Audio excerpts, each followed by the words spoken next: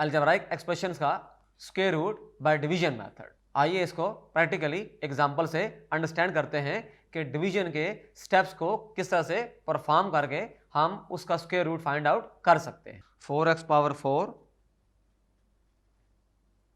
12x cube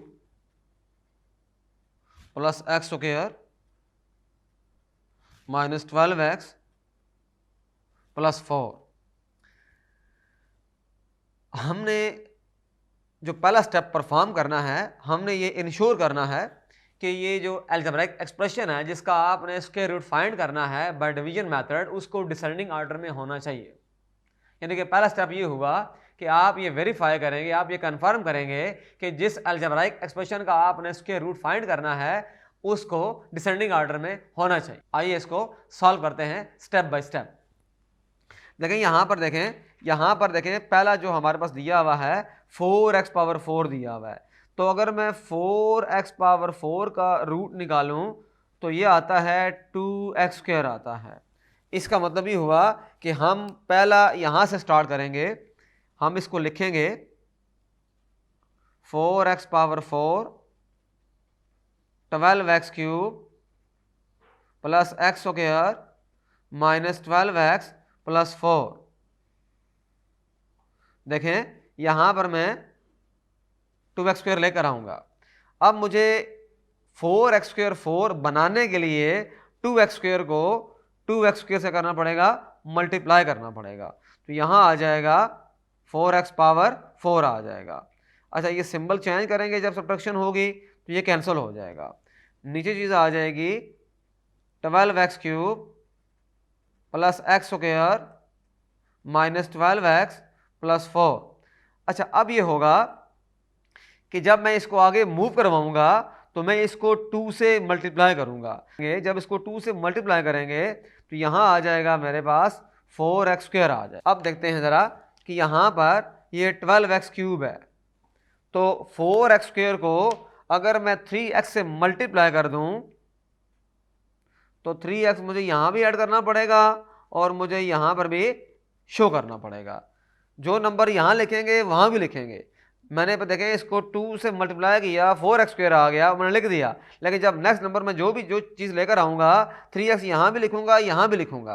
अब जरा multiply करते हैं इन दोनों को 3x के साथ। देखें 4x स्क्वायर इंटू 3x क्या आ जाएगा मेरे पास 12x क्यूब बन जाएगा। 3x इंटू 3x क्या आ जाएगा मेरे पास, देखें 9x स्क्वायर आ जाएगा। अब फिर सिंबल चेंज होंगे, जब सॉल्व करेंगे सिंप्लीफाई करेंगे ये कैंसिल हो गया। यहां पर आ जाएगा minus 8x square minus 12x plus 4 आ जाएगा।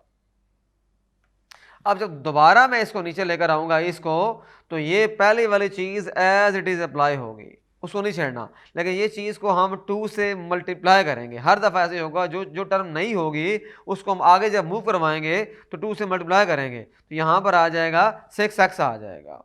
अब देखें यहां पर टर्म है माइनस 8x स्क्वायर और यहां पर है 4x स्क्वायर। तो मैंने 4x स्क्वायर को अगर मैं -2 के साथ मल्टीप्लाई कर दूं तो मुझे क्या हासिल होगा, माइनस है 8x स्क्वायर हासिल होगा। तो -2 मैं यहां भी लिखूंगा और यहां भी लिखूंगा। अब देखें, अब ये चीज अंदर है और ये चीज बाहर है, इसको मैं सॉल्व करूंगा। मैं इसको रीराइट कर रहा हूं -8x square minus 12x plus 4। और देखें ये बाहर क्या लिखा हुआ है 4x square plus 6x minus 2।